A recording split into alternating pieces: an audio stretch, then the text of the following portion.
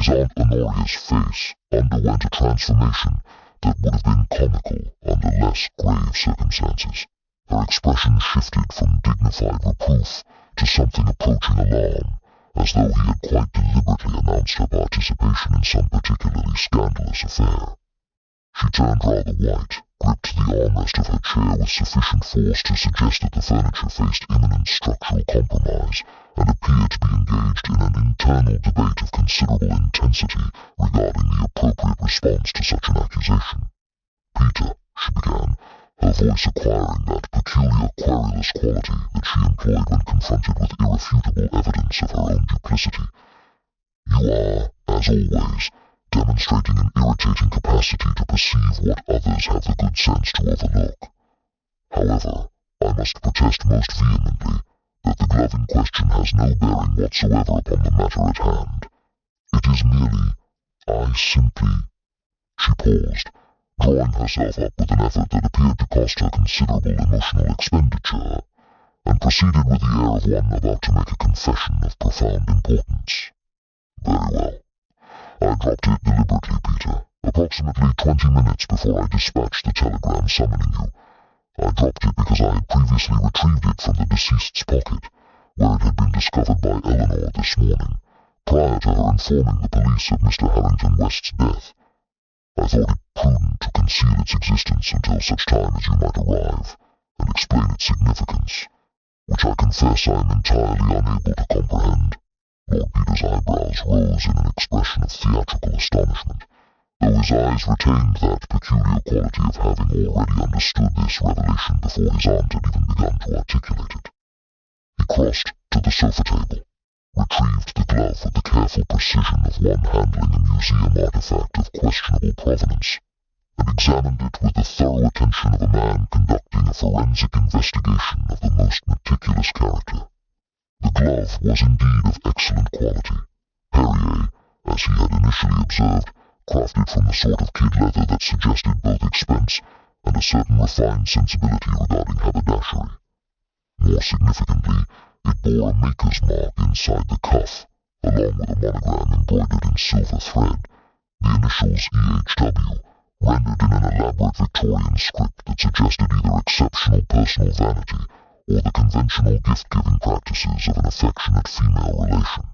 "Extraordinary," Lord Peter murmured, tucking the glove into his waistcoat pocket with the air of one who had just acquired a particularly valuable piece of evidence.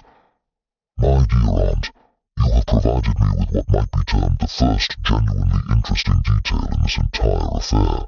The question now becomes not what this glove was doing in the deceased's pocket, but rather why Eleanor should have retrieved, without immediately informing the constabulary of its presence. This suggests several possibilities, each more alarming than the last, and collectively they indicate a state of affairs considerably more complex than a simple case of poisoning by an unknown hand." He turned from the window and fixed his aunt with an expression of such penetrating intensity that she seemed to wilt slightly beneath the weight of his scrutiny. "I require, at this juncture, a comprehensive account of the household composition at Merrifield Hall. How many servants? What are their dispositions and apparent loyalties? How well was the household acquainted with Mr. Harrington West prior to his arrival?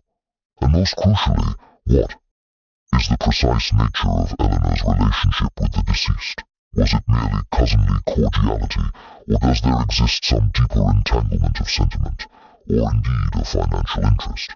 He resumed his seat, crossing his legs with a deliberation that suggested a man settling in for an extended recitation. "Furthermore, I should like to know the circumstances surrounding his arrival 4 days ago. Who invited him? Was his visit anticipated or sudden? And what, pray tell, was his demeanor during his residence here?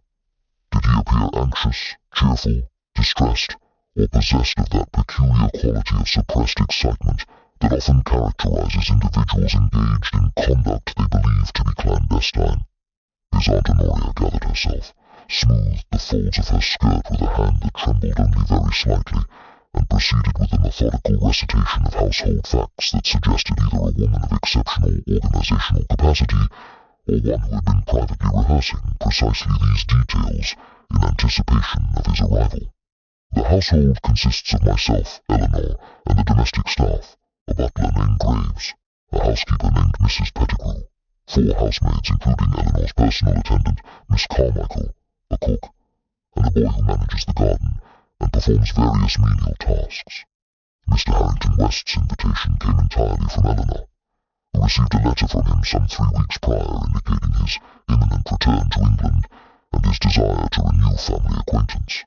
Eleanor was, I confess, rather more animated than usual in anticipation of his arrival, though she has since maintained a demeanour suggesting either profound shock or equally profound relief. I have not yet determined which. His presence occasioned no particular disruption to the household routine, save that he spent considerable time in the library, reading, or, as I subsequently determined, conducting correspondence of some nature. He appeared cheerful, perhaps even exuberant, and displayed what I considered an excessive interest in the details of Eleanor's financial situation and her expectations regarding her inheritance. "Ah," Lord Peter observed, with the air of one who has just perceived the crucial piece of a complex puzzle suddenly falling into proper alignment.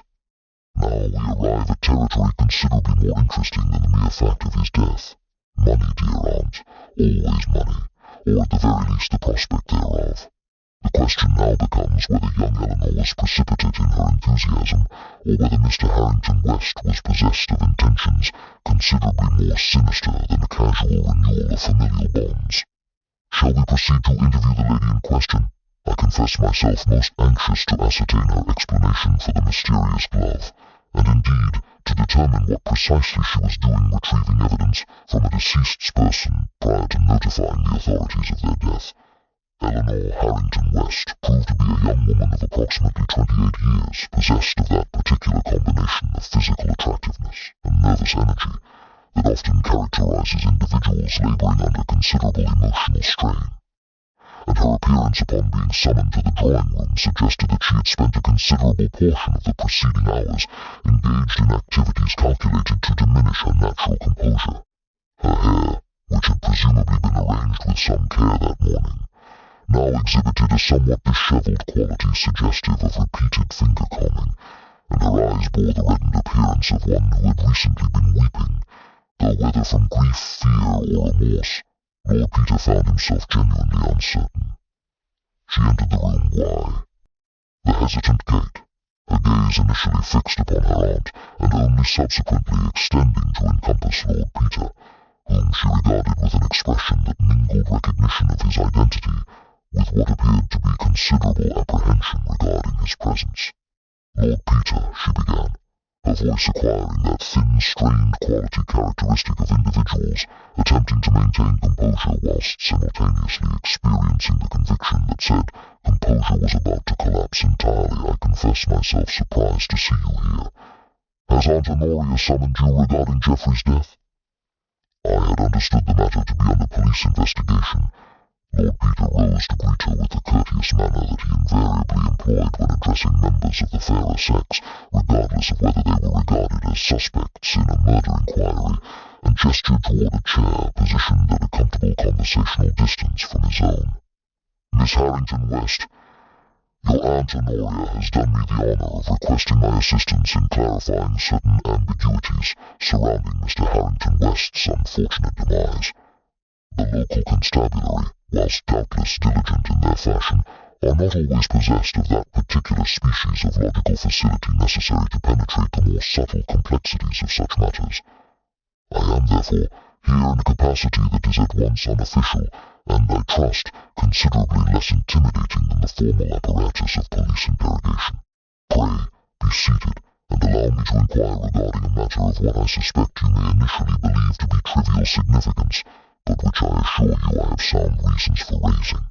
He settled himself once more into his chair, adopting an expression of such practised amiability that Eleanor appeared to relax fractionally, though her hands retained that characteristic tension, of individuals struggling against the impulse toward visible agitation. "This morning," Lord Peter continued, his tone acquiring that particular quality of casual curiosity that often preceded his most penetrating inquiries, "when you discovered Mr. Harrington West's body in the library, You retrieved a glove from his person prior to informing the household or the constabulary of his death. Now, I am possessed of considerable experience in the matter of human behavior under stress, and I have observed that individuals confronted with the sudden death of a family member do not typically engage in unauthorized searches of the deceased's person. They tend, rather, to either flee the scene in horror or immediately summon assistance. Your deviation from this conventional pattern suggests either a state of preparedness for what you anticipated discovering, or an intimate knowledge regarding the deceased's possessions and their disposition, which, if I may inquire with appropriate delicacy, would constitute the more accurate characterization of your mental state upon that particular discovery. Eleanor's face underwent a subtle but unmistakable shift in coloration, and she appeared to be engaged in a rapid internal debate regarding the advisability of candor versus continued dissimulation. "I retrieved the glove," she said finally, her voice barely above a whisper, "because I recognized it as belonging to me. It is one of a pair that I possess, though I have not worn them in several years. The fact of its being in Geoffrey's pocket suggested to me that he had been searching my room, or had otherwise obtained access to my personal effects. I confess myself embarrassed by the implication, and I wished to prevent any interpretation of its presence that might suggest impropriety between myself and the deceased." Lord Peter's expression underwent no discernible alteration, though his eyes acquired an increased luminosity suggestive of satisfaction with this revelation. "An entirely understandable impulse," he observed, "though one that demonstrates a certain naivete regarding the legal and investigative protocols surrounding suspicious deaths.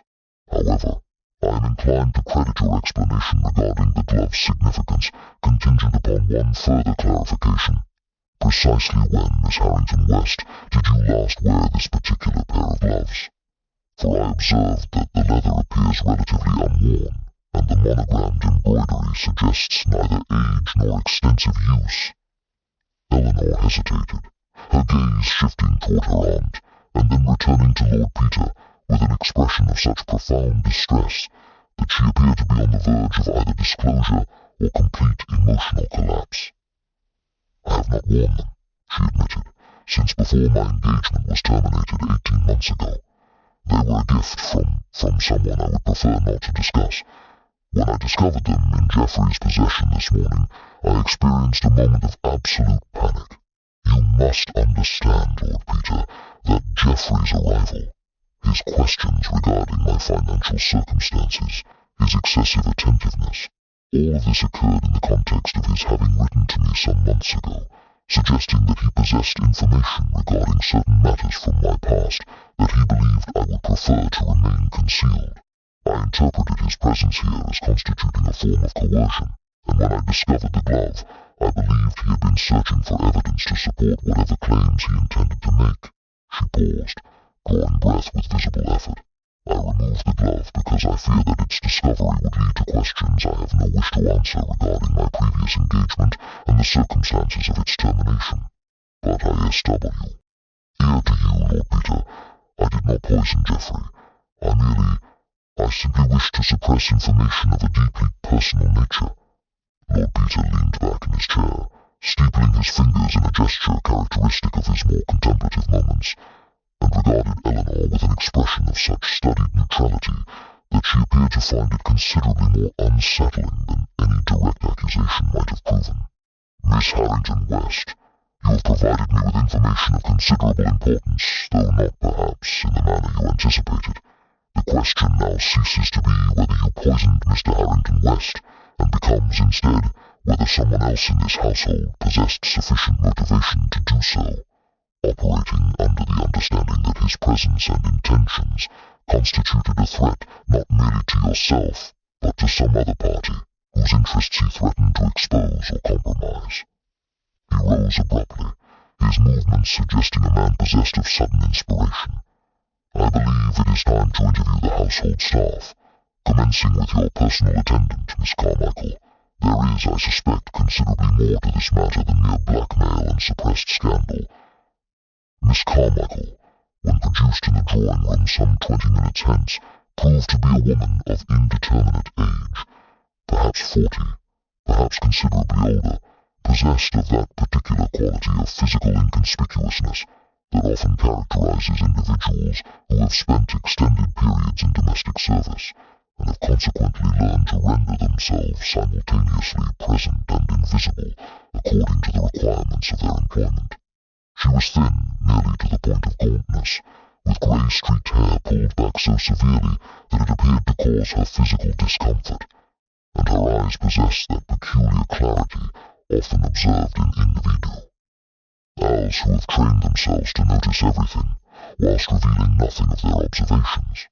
When Lord Peter inquired regarding her length of service with the Harrington West family, she responded with the precision of a woman accustomed to official inquiries, indicating that she had been employed as Eleanor's personal attendant for approximately 12 years, having been engaged directly following a previous position in London that she dismissed with a brevity suggesting either employment of an unsatisfactory nature or information she considered irrelevant to the present discussion. Miss Carmichael, Lord Peter began, adopting a tone of conversational friendliness that Eleanor had already learned to recognize as the prelude to his more incisive inquiries. I am endeavouring to establish the precise sequence of events surrounding the discovery of Mr. Harrington West's body this morning. Miss Eleanor has indicated that you were the first to discover him. Walk me through your recollection of that discovery, if you would be so kind, attending carefully to details that you may initially believe to be of negligible importance. Miss Carmichael's expression underwent no alteration, though her hands, which had been folded in her lap with meticulous precision, demonstrated a slight tensing of the fingers.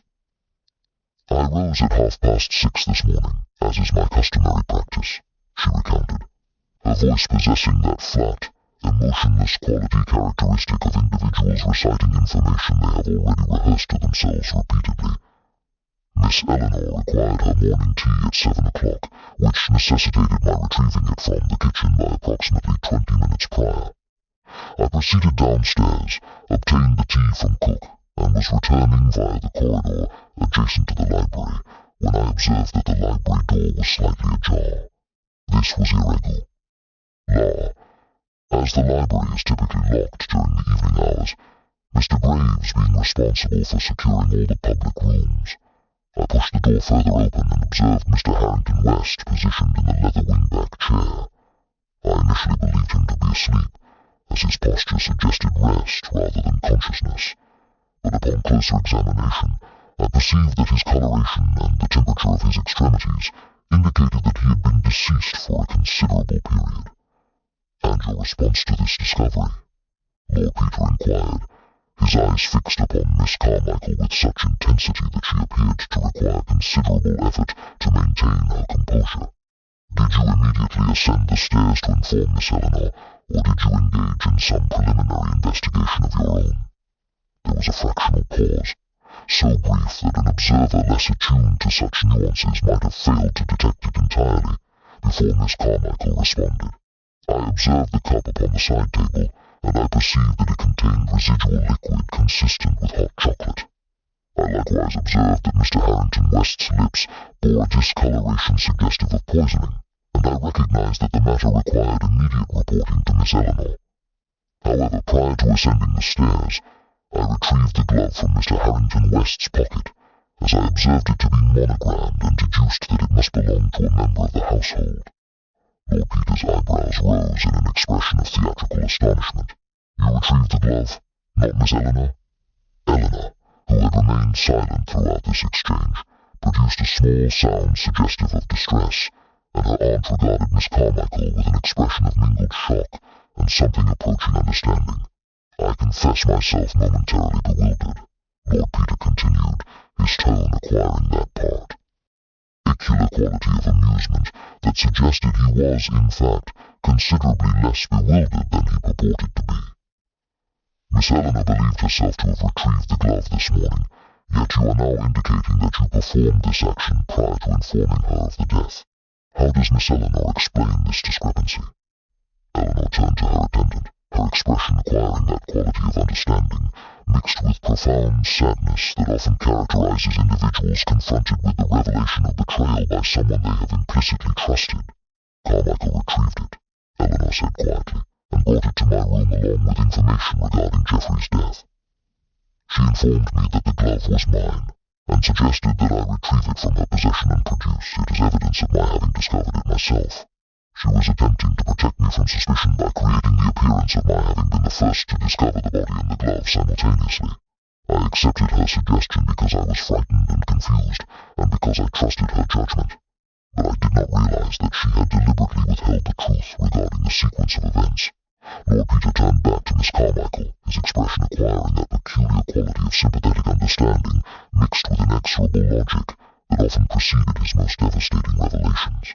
You were not, in fact, protecting Miss Eleanor from suspicion, were you, Miss Carmichael? You were protecting yourself. You retrieved the glove prior to raising the alarm regarding Mr. Harrington West's death because you anticipated that its discovery would prompt questions regarding his activities during the preceding evening. The question now becomes whether you removed it from his pocket because you placed it there, or because you were aware of precisely how it had arrived in his P.O. Session, and what its presence indicated regarding the identity of the individual responsible for his death. Miss Carmichael's composure, which had remained intact throughout the preceding exchange, underwent a subtle but unmistakable deterioration. Her hands, which had been rigidly controlled, now trembled visibly, and her eyes acquired that quality of desperate calculation characteristic of individuals who perceive that the precise configuration of lies and partial truths that has sustained them has suddenly become untenable. "I must speak with a solicitor," she said finally, her voice barely audible. "I will say nothing further regarding this matter without legal counsel present." Lord Peter nodded, as though this response had been precisely what he anticipated, and rose with the air of a man who has successfully navigated the preliminary stages of an investigation, and now perceives the framework of the solution beginning to acquire definable shape. The fog, he observed distantly, appeared to be lifting from the windows, and with its dispersal would come the clarity necessary to illuminate the darker corners of Merrifield Hall's carefully maintained facade of respectability. The withdrawal of Miss Carmichael into resolute silence, whilst not entirely unexpected, nonetheless necessitated a recalibration of Lord Peter's investigative approach, and he therefore directed that the servant be confined to her quarters pending the arrival of the constabulary, and the inevitable formal investigation that would accompany the revelation of her complicity in the concealment of evidence. His Aunt Honoria, who had observed these proceedings with the rapt attention of an individual witnessing a theatrical performance of exceptional caliber, appeared to be laboring under the conviction that the mystery had been substantially resolved, and she made several attempts to engage Lord Peter in discussion regarding Miss Carmichael's apparent guilt. However, Lord Peter's responses to her various theories and speculations demonstrated a marked lack of enthusiasm for this interpretation, and he instead directed his attention toward securing access to Mr. Harrington West's chamber, and the personal effects that the deceased had brought with him to Merrifield Hall. The question of Miss Carmichael's motivation remained substantially unresolved, he observed to Eleanor as they proceeded upstairs, leaving his aunt ensconced in the drawing-room with a glass of sherry and strict instructions to remain available should further questions arise. A woman does not undertake to conceal evidence and fabricate an elaborate deception merely for the purpose of protecting an employer from routine police suspicion. Such actions suggest either a degree of loyalty verging upon obsession, or alternatively, a personal investment in ensuring that certain information remains concealed. I am inclined toward the latter interpretation, which implies that Miss Carmichael possessed knowledge of Mr. Harrington West's true purpose in visiting Merrifield Hall, and wished to prevent that knowledge from becoming public. Eleanor's expression, as they reached the corridor leading to the guest chambers, suggested that she was engaged in an internal struggle between the desire to defend her long-time attendant and the growing recognition that the situation was considerably more complex than she had initially perceived. "Carmichael has served our family faithfully for 12 years, she said quietly, her voice acquiring that defensive quality characteristic of individuals attempting to reconcile loyalty with the emergence of incompatible truths. Whatever her faults, I cannot believe her to be complicit in Geoffrey's death. She must have had some reason, some explanation for her actions that transcends mere criminality." Lord Peter paused outside the door to Harrington West's chamber, regarding Eleanor with an expression of such penetrating sympathy that she appeared momentarily disarmed by the apparent compassion therein. "Miss Eleanor, you are laboring under a delusion that is both understandable and profoundly dangerous. You assume that those who have served us faithfully are incapable of deceiving us or acting in violation of our interests. This assumption is not merely incorrect, it is the precise foundation upon which individuals like Miss Carmichael construct their elaborate schemes of manipulation and concealment. She has spent 12 years observing you, learning your vulnerabilities, understanding precisely how to present herself as trustworthy and indispensable. This is not evidence of genuine loyalty.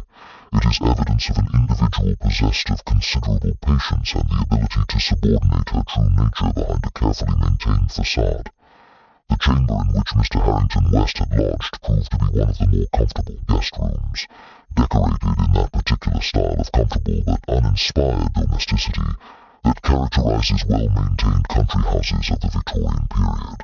His personal effects were limited in quantity: a leather travelling case, a writing desk of modest proportions, several volumes of contemporary fiction arranged upon the small bookshelf, and a collection of correspondence that Lord Peter immediately set about examining with the methodical attention of a paleontologist, reconstructing the skeletal structure of an extinct creature.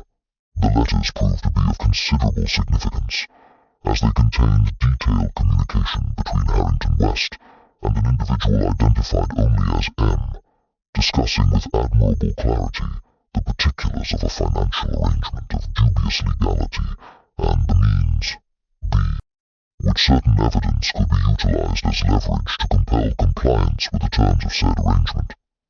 Lord Peter extracted one letter in particular, dated approximately 3 weeks prior to Harrington West's arrival at Merrifield Hall, and read aloud: "The situation with the H.W. progresses satisfactorily.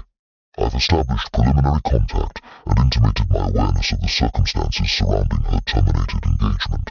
She has not yet responded directly to my overtures, but I have no doubt that her familial pride and concern for her reputation will prove sufficient to ensure her compliance once she comprehends the degree to which her past indiscretions could be publicly revealed. I anticipate that the visit to Merrifield Hall will provide the necessary opportunity to solidify the arrangement and conclude our business expeditiously." "Good heavens," Eleanor whispered, her face acquiring the pallor of one confronted with the sudden realization that her worst fears have been not merely justified, but substantially exceeded in their severity. "He was attempting to blackmail me. The entire purpose of his visit was calculated extortion." Lord Peter turned to face her, his expression suggesting neither surprise nor condemnation, but rather the composed assessment of an individual observing the confirmation of what he had already deduced through the application of logical analysis. "Not you alone, Miss Eleanor. The references to the situation and the careful articulation of his plans suggests that this scheme was considerably more ambitious in its scope. He was engaged in systematic blackmail directed at multiple individuals, and he came to Merrifield Hall for the express purpose of exploiting whatever vulnerabilities he believed you to possess. However, the more pressing question is not the nature of his scheme, but rather the identity of the individual D, designated as M in this correspondence. For I perceive with mounting clarity that this person represents the true architect of the conspiracy, and that Harrington West was merely the instrument through which his or her designs were executed." He held the letter toward the light, examining the watermark with the precision of an individual attempting to extract every possible detail from the available evidence. "Observe the handwriting, Miss Eleanor. It is precise, educated, and possessed of certain distinctive characteristics, particularly the manner in which the letter G is formed, and the unusual abbreviation employed for the conjunction and. This is not the correspondence of a common criminal or a professional blackmailer. This is the written communication of an individual possessed of considerable education and social standing, someone accustomed to authority and confident in their ability to manipulate circumstances to their advantage." Eleanor sank into the chair positioned beside the writing desk, her expression suggesting that she was experiencing a degree of psychological distress considerably exceeding that occasioned by the mere revelation of attempted blackmail. Do you believe that someone within this household is responsible for Jeffrey's death? Someone who sought to prevent his blackmail scheme from succeeding? Lord Peter's response came after a carefully measured pause, and his tone suggested an individual weighing the precise articulation of a conclusion arrived at through exhaustive logical analysis, not merely someone within the household, Miss Eleanor. I believe that Miss Carmichael's actions this morning, her retrieval of your glove, and her deliberate concealment of the truth regarding the sequence of events, constitute evidence not of her guilt in Harrington West's death, but rather of her complicity with the individual who did commit that. Murder. She is protecting someone, Miss Eleanor. The question that now demands resolution is precisely whom. The descent back to the lower floors of Merrifield Hall proceeded in a silence that carried with it an almost palpable weight of unresolved tension, and Lord Peter maintained an expression of studied preoccupation that suggested his mind was engaged in the systematic cataloguing and arrangement of the various pieces of information that had thus far emerged from the investigation. Eleanor followed in his wake, her composure having undergone a further deterioration, and she appeared to be experiencing the particular form of psychological distress that accompanies the gradual recognition that one's understanding of one's intimate associates has been fundamentally and irreparably compromised. Upon reaching the ground floor, Lord Peter directed his steps not toward the drawing room, but rather toward the library itself, the scene of Harrington West's death, and he proceeded to conduct an examination of the chamber with the meticulous attention to detail that had characterized his investigation of the deceased's personal quarters. The room was substantial, lined with bookshelves containing the sort of literary collection that suggested more financial investment than genuine intellectual engagement, and dominated by an impressive fireplace whose hearth contained the grey remnants of a fire that had burned down to ash sometime during the preceding evening. The leather wingback chair in which Harrington West's body had been discovered remained positioned precisely where it had been found, and Lord Peter spent several minutes simply observing it, his gaze fixed upon the chair's configuration and its relationship to the furnishings surrounding it with the intensity of an individual attempting to extract every possible significance from the spatial arrangement. "Observe the positioning," he said finally, addressing Eleanor, though his eyes remained fixed upon the chair. "The chair is positioned with its back toward the door and its occupant facing the fireplace. This suggests that the individual seated here would have been unable to perceive the approach of anyone entering from the corridor without turning his head with deliberate intention. Moreover, the chair is elevated upon small legs, which means that the occupant would have had an unobstructed view of the hearth and any object positioned upon the mantelpiece. Now, examine the side table adjacent to the chair. Note the precise placement of the cup.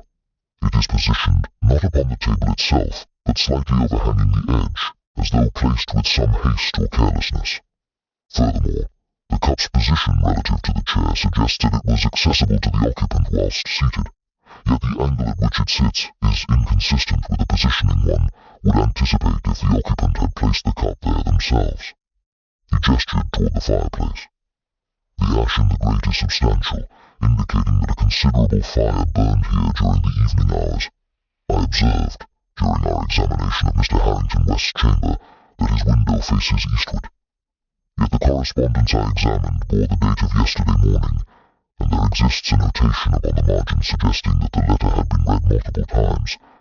This indicates that Harrington West spent considerable time yesterday reviewing his communications, which suggests anxiety or anticipation regarding some event he believed to be imminent.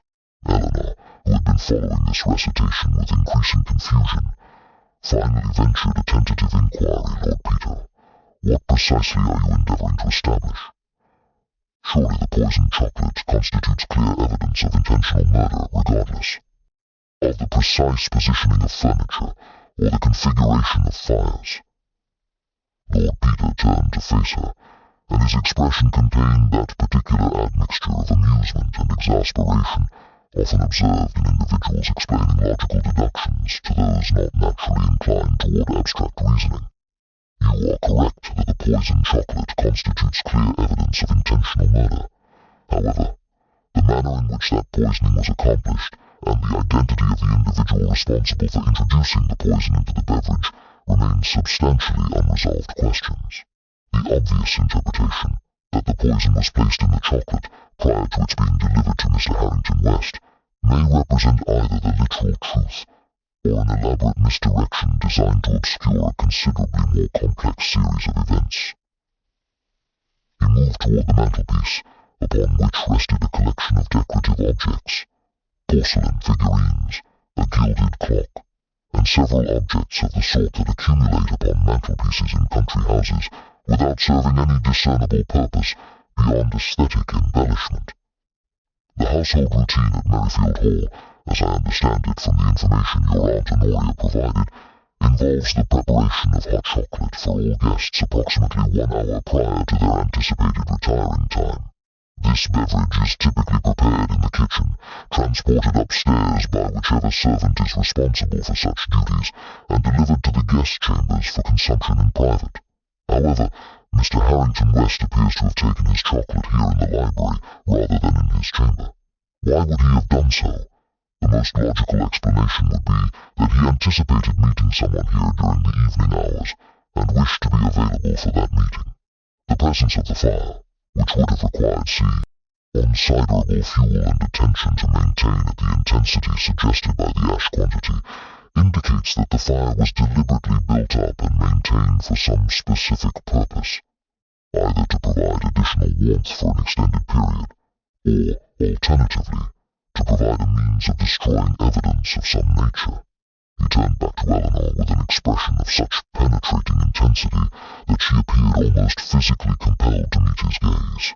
"Tell me, Miss Eleanor, who among the household staff possessed access to the hot chocolate before it was served? Who would have been capable of introducing poison into the beverage?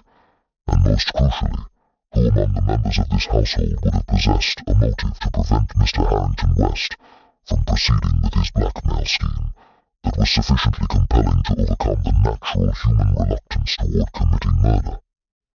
Eleanor's response came slowly, her voice acquiring that quality of dawning horror that accompanies the sudden apprehension that one has been asked a question whose answer would inexorably lead to the destruction of something cherished and fundamental to one's understanding of one's domestic world.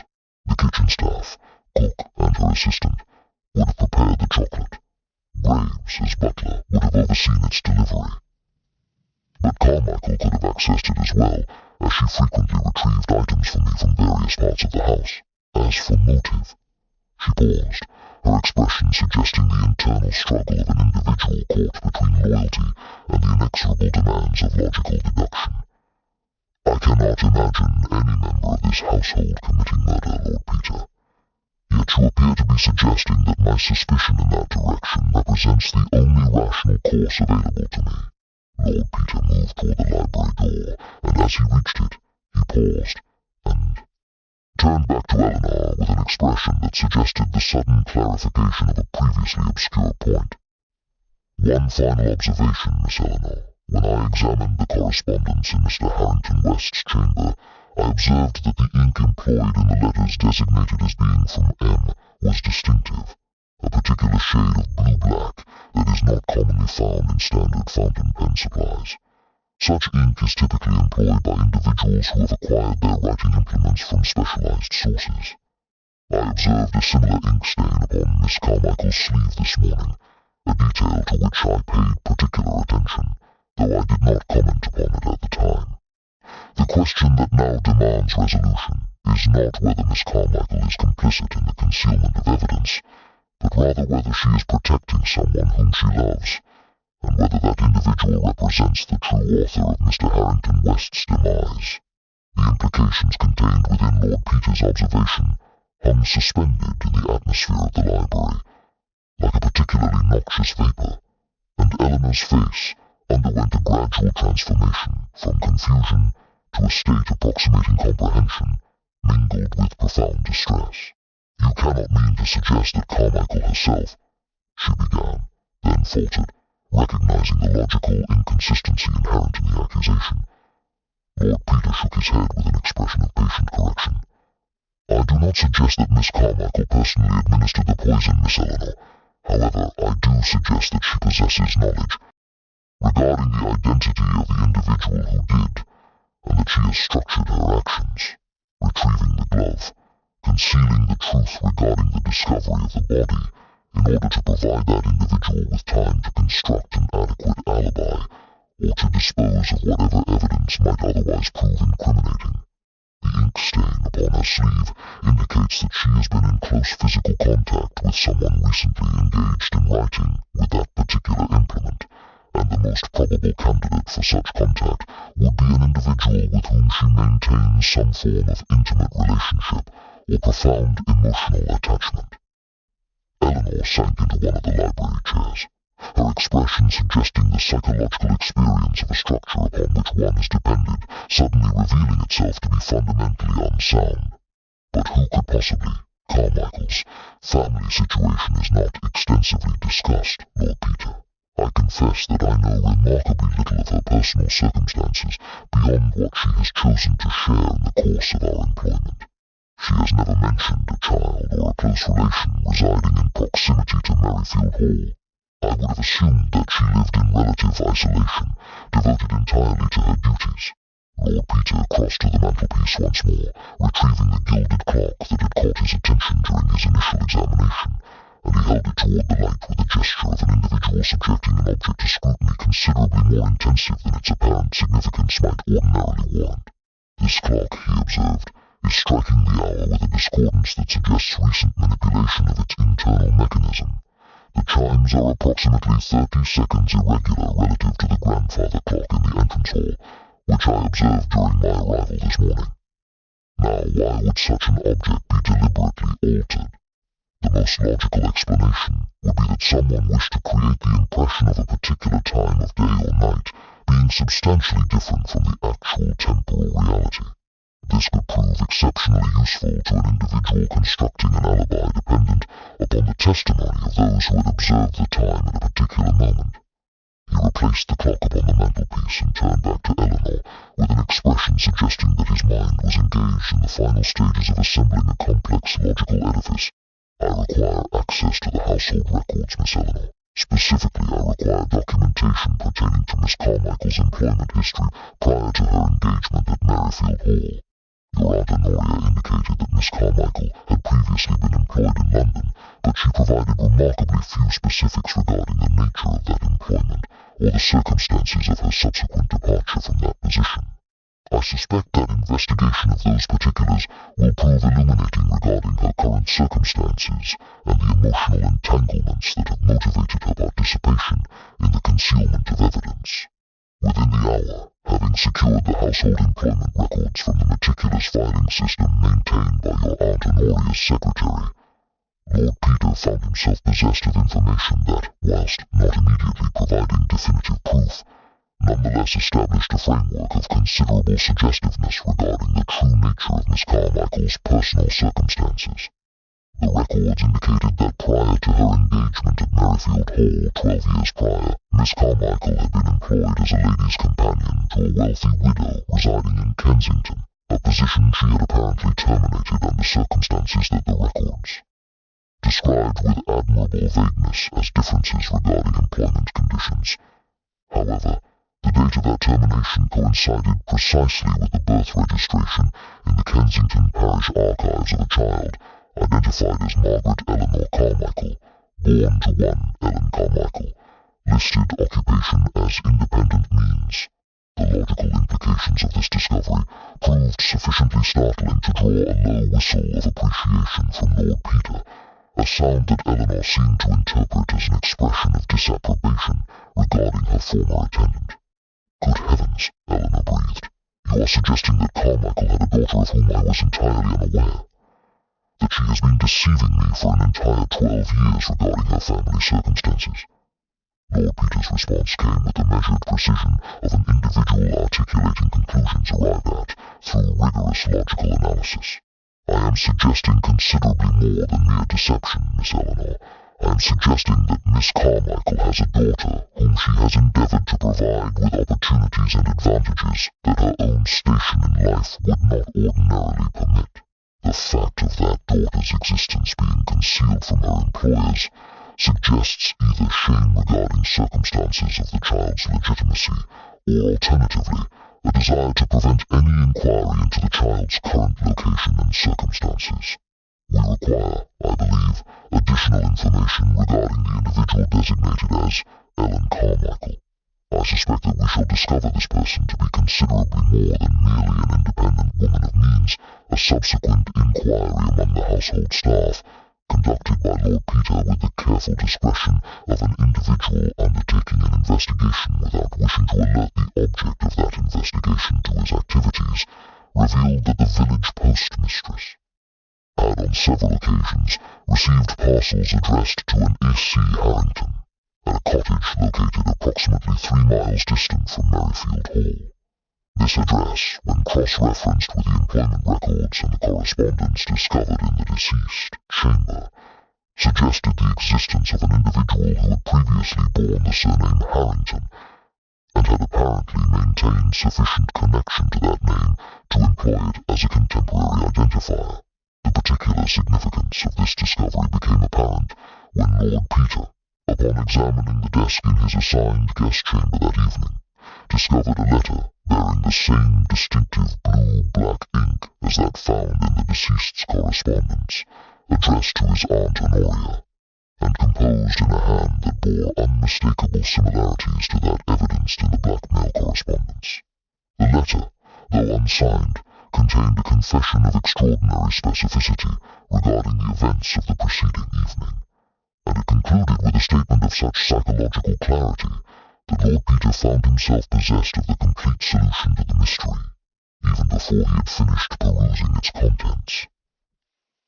Lord Peter descended to the drawing-room approximately 1 hour following the discovery of the letter, his expression possessing that particular quality of bemused resignation, characteristic of an individual who has arrived at a conclusion that is simultaneously logically inevitable and profoundly distressing from a human perspective.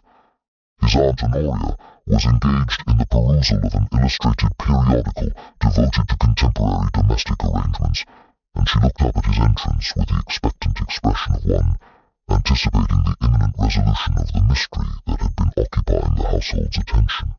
Eleanor was present as well, having been summoned by Lord Peters early, our instruction, and she exhibited an anxiety so pronounced that it appeared to manifest itself in a mild tremor of her hands, and a tendency to shift her weight from one foot to the other in a manner suggestive of considerable emotional disturbance.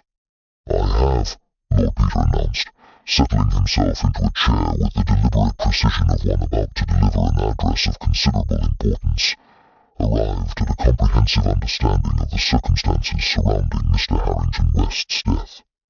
The solution to this mystery is, I confess, considerably more complex and psychologically subtle than the surface evidence initially suggested, and it involves the participation of multiple individuals whose motivations, whilst distinct, nonetheless converged to produce the tragic outcome that has occasioned this investigation. He withdrew the unsigned letter from his pocket and held it aloft with the gesture of an individual producing documentary evidence of irrefutable significance.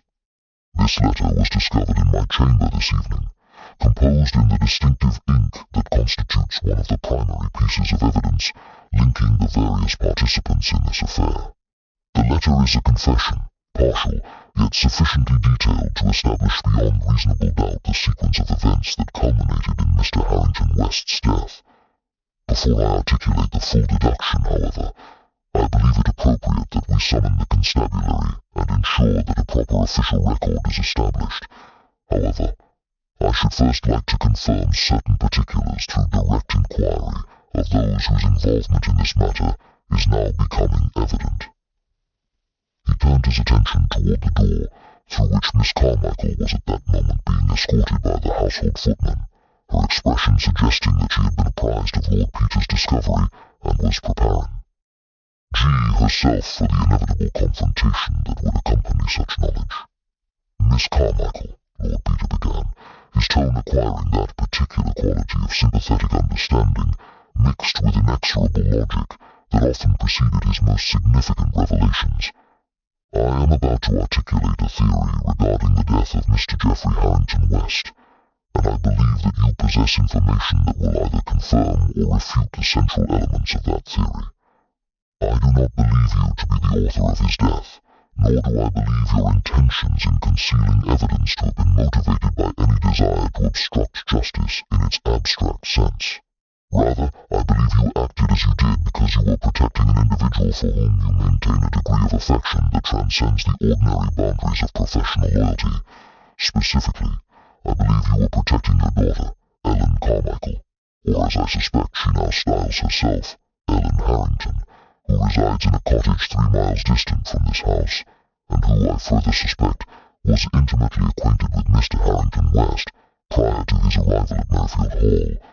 Miss Carmichael's composure underwent a dramatic collapse at this articulation of the truth previously concealed, and she sank into the nearest available chair with an expression of such profound despair that Eleanor, despite her shock, appeared moved towards sympathetic concern. "My daughter is innocent," Miss Carmichael said, her voice barely audible. "Innocent of the accusation that you are constructing, Lord Peter. She did not poison Geoffrey. She could never have done such a thing. You must understand, Ellen is a good woman, a respectable woman despite the circumstances of her birth and the limitations placed upon her by society. Geoffrey pursued her with promises of marriage and respectability. He told her that his NT inheritance would permit them to establish a household together, that he would legitimize her position and provide for her future. She believed him because she wished to believe him, and because he was sufficiently accomplished a deceiver to make his falsehoods appear plausible. But upon his arrival at Merrifield Hall, Lord Peter continued, his voice maintaining that quality of compassionate understanding, Mr. Harrington West revealed the true purpose of his visit, did he not? He informed your daughter that he had no intention of marrying her, that their relationship had been merely a device through which he could acquire information regarding Eleanor's past indiscretions and establish a foundation for his blackmail scheme. Moreover, I suspect he made threats regarding your daughter's reputation and circumstances, threats sufficiently severe to compel your daughter to undertake actions that would ordinarily have been entirely foreign to her nature and moral inclinations. He paused, allowing his observation to settle into the consciousness of those assembled before continuing. Your daughter, faced with the prospect of being entirely discarded and publicly shamed by an individual who had manipulated her affections for his own mercenary purposes, did not poison Mr. Harrington West herself. Rather, she communicated her distress to you, Miss Carmichael, articulating with sufficient clarity the precise nature of her predicament and the catastrophic consequences that would attend Mr. Harrington West's departure from Merrifield Hall, with the information he had acquired regarding Eleanor and his intentions regarding the blackmail scheme he had constructed. Eleanor produced a small sound suggestive of dawning comprehension, and her gaze shifted from Miss Carmichael to Lord Peter, with an expression acquiring that quality of horrified understanding that accompanies the sudden apprehension of uncomfortable truths.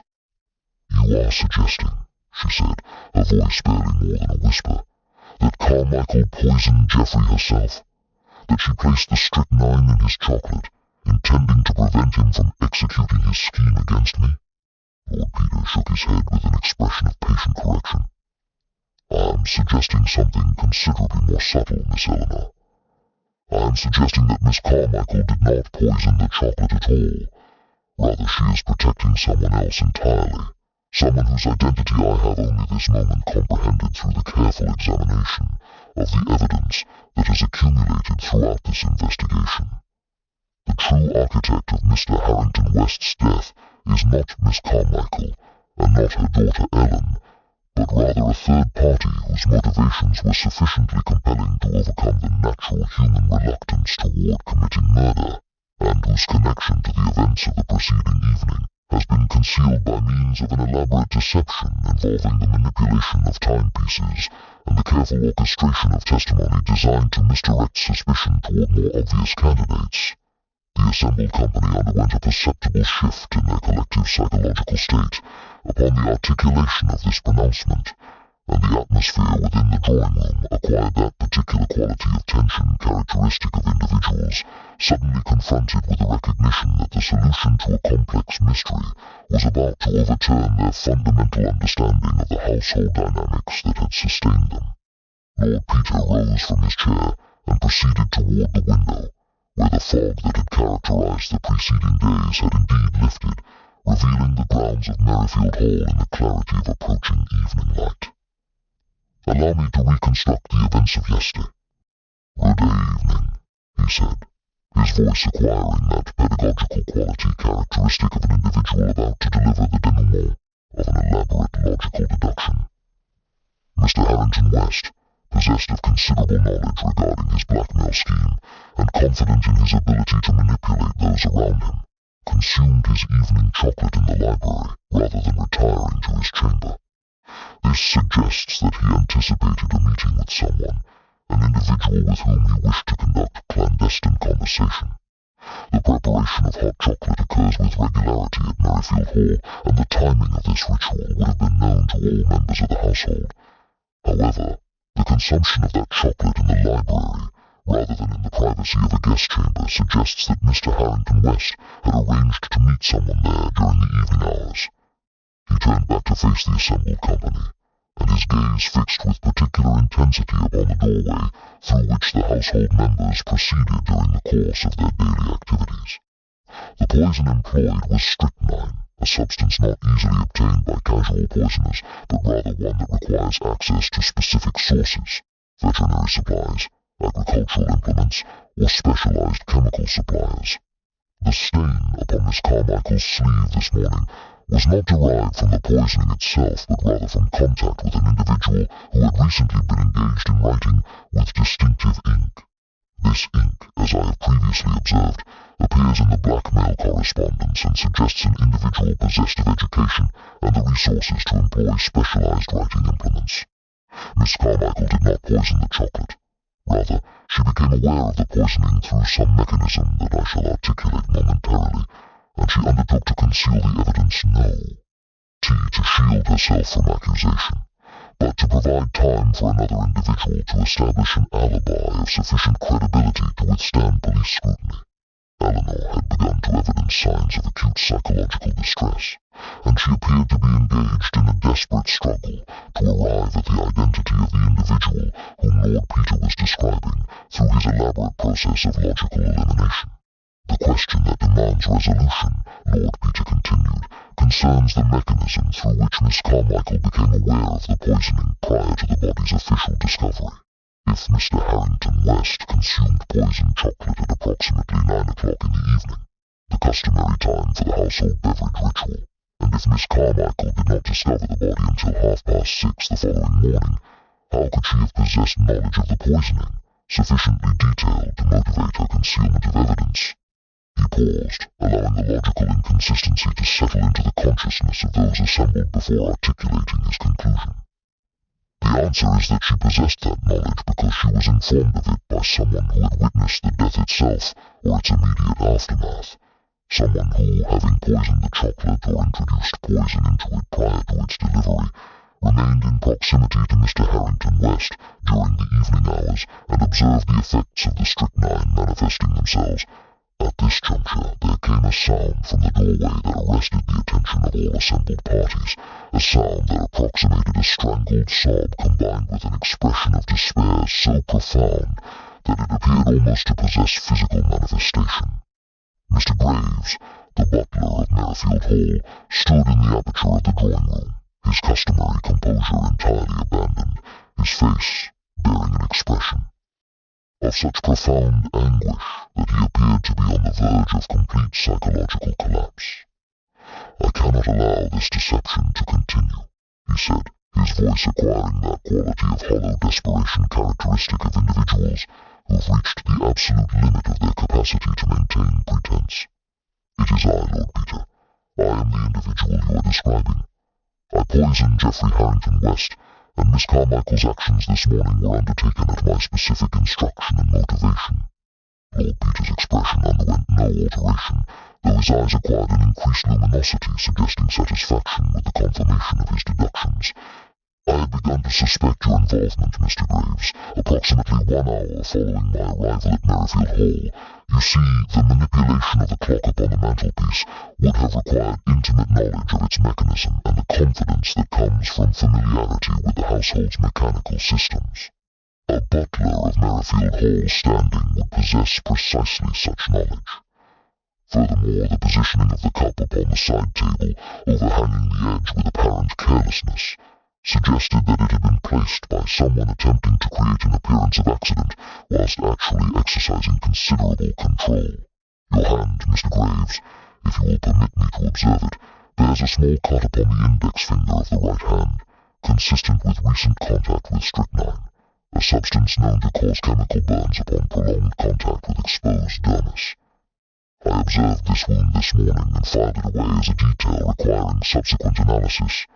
Graves appeared to age considerably in the interval following his admission, and he moved toward one of the chairs with movements suggesting that the act of standing had become considerably more burdensome than his physical frame could readily accommodate. Ellen Carmichael is my daughter, he said quietly, the words emerging as though they represented an almost physical effort. Miss Carmichael, who has served this household so faithfully, is my sister. My half-sister, technically, though that distinction has never seemed relevant to us. When Ellen came to me 2 weeks ago with news of Geoffrey's intentions and his threats regarding her reputation and prospects, I knew that I could not permit such degradation to occur. Geoffrey was a blackmailer and a manipulator, a man who preyed upon vulnerable individuals for his own profit and amusement. I obtained the strychnine through channels I need not specify, and I placed it in the chocolate that was to be delivered to Mr. Harrington West yesterday evening. Miss Carmichael discovered him approximately an hour after the poison had taken effect, found my note indicating my responsibility, and acted to protect me as I have always protected her and our sister Ellen. I do not expect forgiveness, Lord Peter. I merely confess the truth, and I accept whatever consequences must necessarily attend such an admission. The confession, delivered with the formal precision of an individual articulating truths long suppressed, and finally permitted emergence into the light of acknowledgement, appeared to produce a state of profound shock among those assembled in the drawing room. Eleanor, who had throughout the investigation maintained a demeanour of anxious engagement with the unfolding revelations, now appeared to experience a degree of psychological disturbance that suggested the fundamental nature of her understanding regarding the household's moral architecture had undergone a comprehensive reorganization. Your Aunt Honoria, conversely, exhibited that particular quality of righteous indignation often observed in elderly individuals confronted with evidence, that those who may have trusted implicitly have engaged in conduct that violates their fundamental ethical principles. Lord Peter, however, maintained an expression of such profound contemplation that he appeared almost to be conducting an internal debate regarding the precise articulation of the response that circumstances now demanded.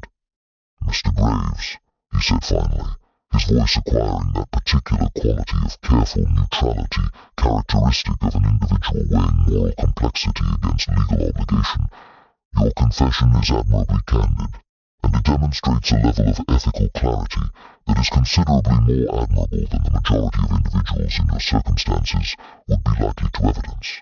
However, I am constrained to point out that there exist certain elements of your account that do not align precisely with the physical evidence that I have observed throughout the course of this investigation. Graves, who had settled into the chair with movements suggesting profound physical exhaustion, looked up at this observation with an expression acquiring renewed anxiety. What do you mean, Lord Peter? I have confessed to the poisoning. I have admitted my responsibility and my motivation. What further clarification can be required? Lord Peter moved toward the fireplace, positioning himself with his back toward the assembled company, in a manner suggesting that he was directing his remarks toward some audience, existing only within the confines of his own consciousness. The poison was indeed introduced into the chocolate, he began, and your admission of responsibility for that action appears entirely credible. However, the mechanism through which that poisoning was accomplished requires clarification. You see, the cup discovered upon the side table this morning contained residual liquid consistent with hot chocolate, yet the concentration of stry. CH9 necessary to produce death would have rendered the beverage almost immediately unpalatable.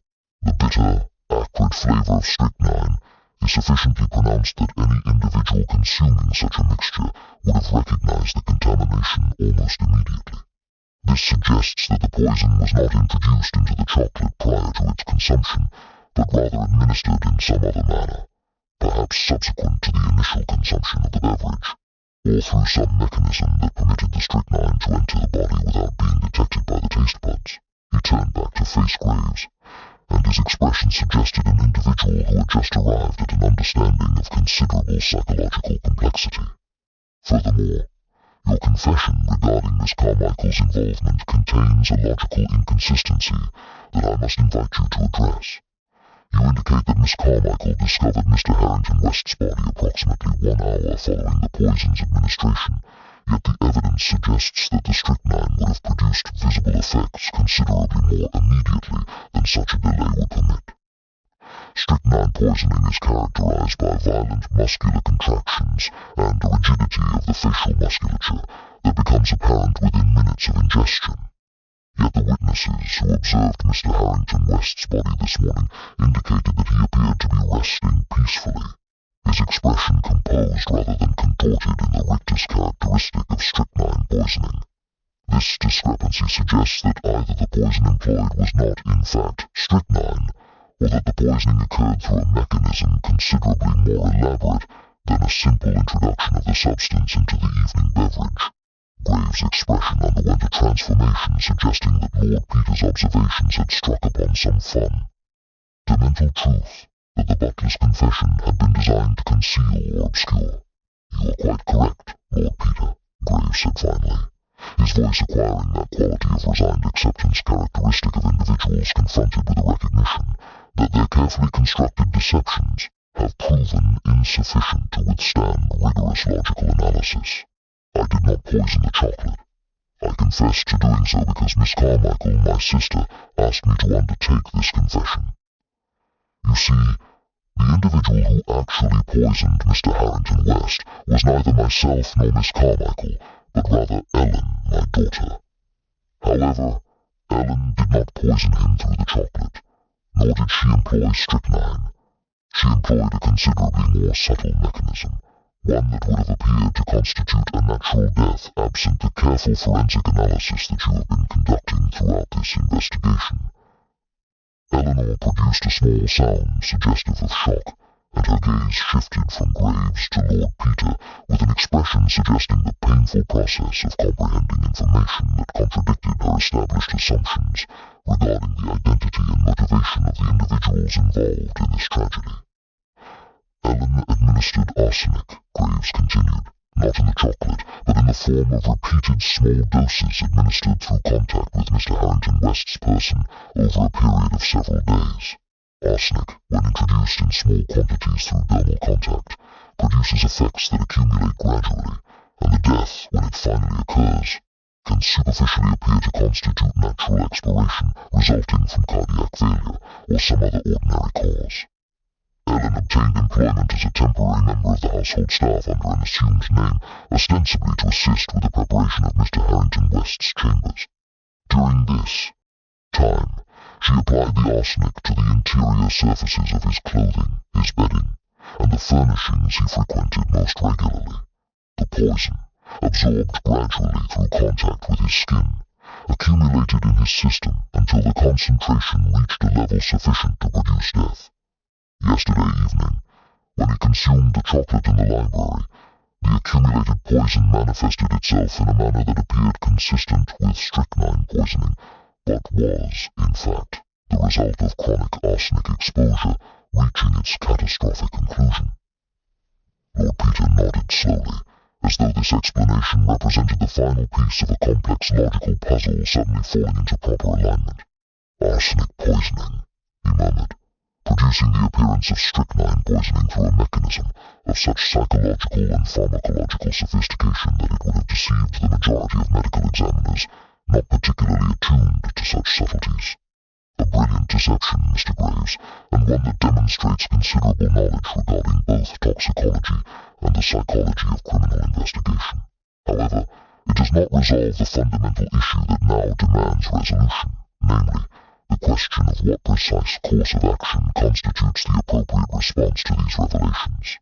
The silence that followed Lord Peter's articulation of this dilemma proved to be of considerable duration, and it manifested itself as a quality of almost palpable tension suspended within the drawing room of Merryfield Hall. Your Aunt Honoria appeared to be engaged in an internal struggle of extraordinary intensity, her facial expressions suggesting the oscillation between her natural inclination toward the rigid application of legal and moral principle and some emergent recognition of the profound psychological and ethical complexities that the situation presented.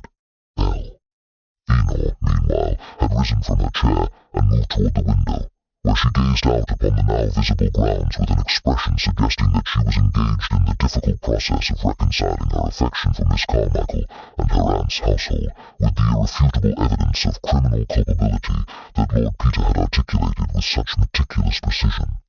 It was Graves himself who eventually broke the silence, his voice acquiring that quality of hollow resignation characteristic of individuals who have exhausted their capacity for deception and now confronted the necessity of accepting whatever consequences their actions must necessarily entail. I understand, Lord Peter, that you are constrained by your awareness of the law and the requirements of justice, he said, and I do not expect that you will undertake to shield my daughter from the legal consequences of her actions. However, I would humbly petition that you might consider the circumstances that motivated her conduct, and the degree to which she acted not from any inherent malevolence, but from a desperation born of genuine victimization, and the recognition that she possessed no conventional recourse through which to address the injustices inflicted upon her. Lord Peter's response came with the measured deliberation of an individual engaged in the articulation of a position arrived at through both logical analysis and profound moral consideration.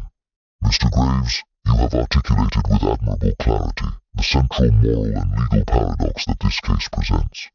Your daughter, Ellen, undertook to commit murder, and murder of a particularly premeditated and sophisticated character, in response to what constitutes, by any reasonable standard, an act of profound betrayal and psychological cruelty inflicted upon her by an individual who manipulated her affections and, subsequently, domed her with threats and contempt. From the perspective of conventional legal doctrine, this constitutes no justification whatsoever for the commission of homicide. However, from the perspective of human psychology and moral philosophy, the situation presents considerably greater complexity. The law, as it has been constructed by society, provides no adequate recourse for individuals victimized as your daughter was victimized. No mechanism through which she could have obtained justice or protection through legitimate channels. He paused, moving toward the mantelpiece and retrieving the altered clock, which he examined once more with a meticulous attention characteristic of his investigative methodology. I am constrained to acknowledge that I have, throughout my involvement in various criminal investigations, acquired a somewhat jaded perspective regarding the capacity of legal systems to produce outcomes that approximate justice in its truest sense.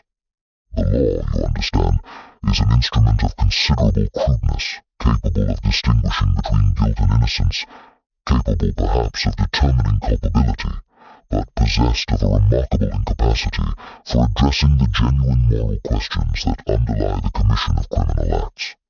However, I am nonetheless an individual who has consistently maintained that the rule of law represents the only viable foundation upon which civilized society can be constructed, and I have therefore resolved that I cannot, in good conscience, undertake to conceal evidence or mislead the authorities regarding the true circumstances of Mr. Harrington West's death, regardless of the sympathetic nature of the motivation that underlies that death.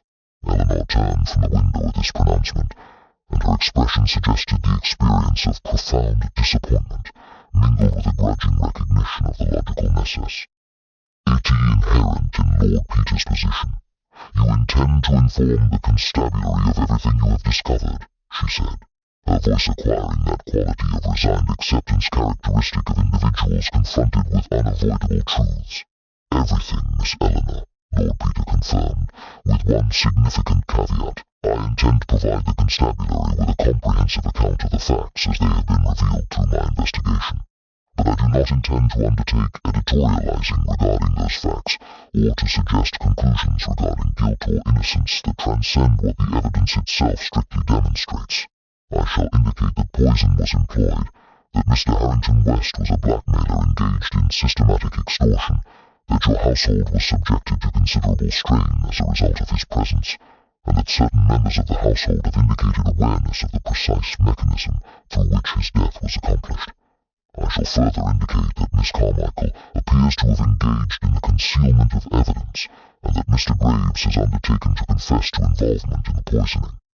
However, I shall permit the authorities and, ultimately, a court of law to determine the precise culpability of each individual and the appropriate legal consequences for their actions.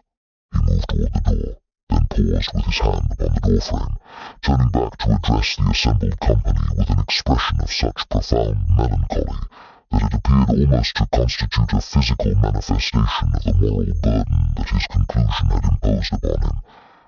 There exists, I confess, a degree of irony in my investigation of this matter that has not escaped my attention. I arrived at Merrifield Hall with the conviction that I would uncover a straightforward case of poisoning, motivated by greed or conventional revenge.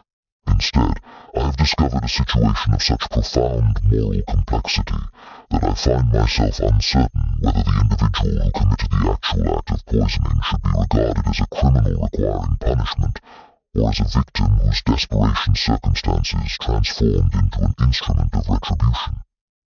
However, such philosophical considerations, whilst potentially edifying, do not alter the fundamental legal realities of the situation.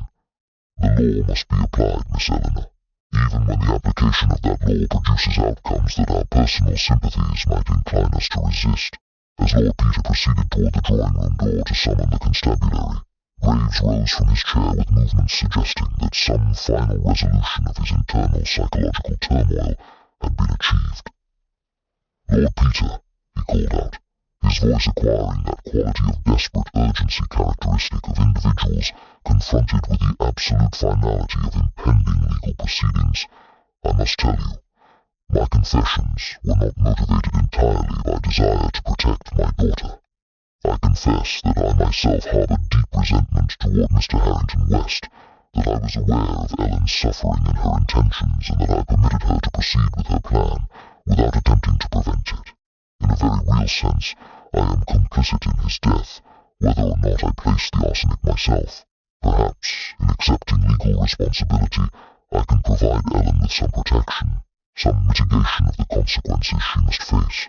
Lord Peter regarded the butler with an expression of such profound understanding that for a moment it appeared he might abandon his commitment to the law and undertake some alternative course of action.